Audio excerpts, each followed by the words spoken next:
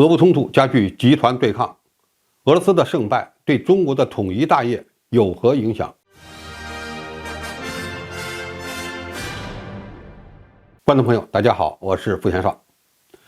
在很多人看来，中国并不是俄乌冲突直接相关的一方，也就是地位比较超然。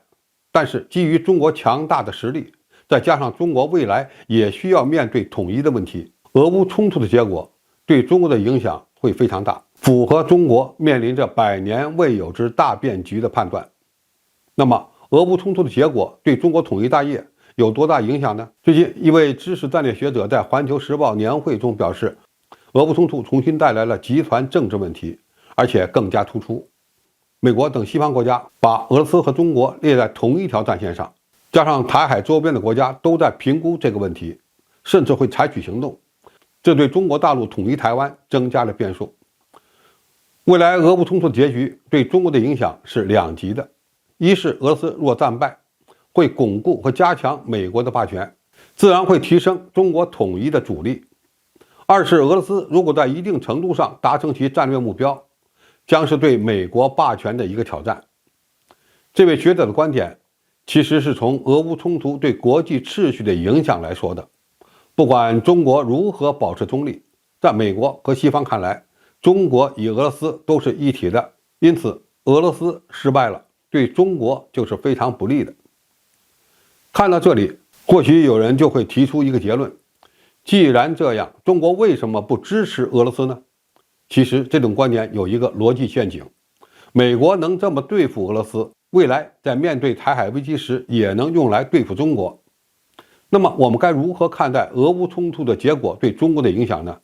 首先，不管俄乌冲突谁输谁赢，美国都会不遗余力地打压中国，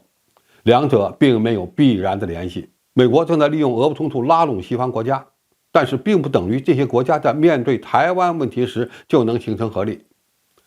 俄乌冲突如果乌克兰侥幸胜了，无非就是给了西方国家打代理人战争的信心，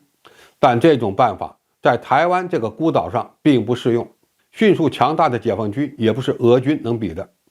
其次，俄乌冲突的必然结果不是美国霸权能不能得到加强，而是西方与俄罗斯的力量双双被削弱，美国基于欧洲战争所获得的霸权强化也有可能会随着战争的结束而瓦解。基于俄乌冲突的长期化，美国和欧洲必然要在战场上投入大量赌注，俄罗斯的常规军力也会被严重削弱，这是一场双输的游戏。美国怎么看中国不重要，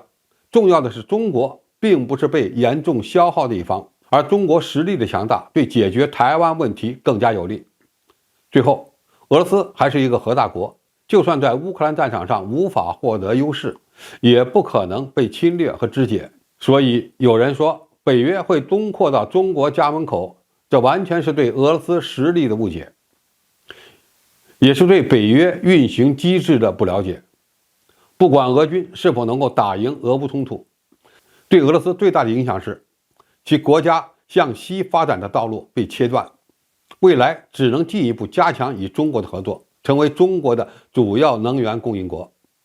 一个更加依赖中国的俄罗斯对中国而言不是坏事，所以俄罗斯在乌克兰的输赢都不会对这个结果造成影响。当然，如果没有俄乌冲突，对中国这个全球最大的贸易国而言更为有利。我们再回到那个逻辑陷阱，美国有可能在台湾问题上打一场代理人战争吗？当然不可能，因为台湾问题是中国内政，西方集体干涉的唯一理由就是反对采取军事行动，而没有任何理由反对中国的统一。况且中国如何解决台湾问题主要取决于自己的实力，而不是俄乌冲突的谁输谁赢。如果中国军力的发展超越了美军，国力超过了美国，还需要看一场欧洲战争的结果吗？所以中国当前在俄乌冲突中保持中立地位才是真正的大智慧。俄罗斯与乌克兰要打多久是他们自己的事儿，中国怎么处理台湾问题不会因为这场军事冲突的结果而有所改变。好，今天评述就到这里，谢谢大家收看，我们下期再见。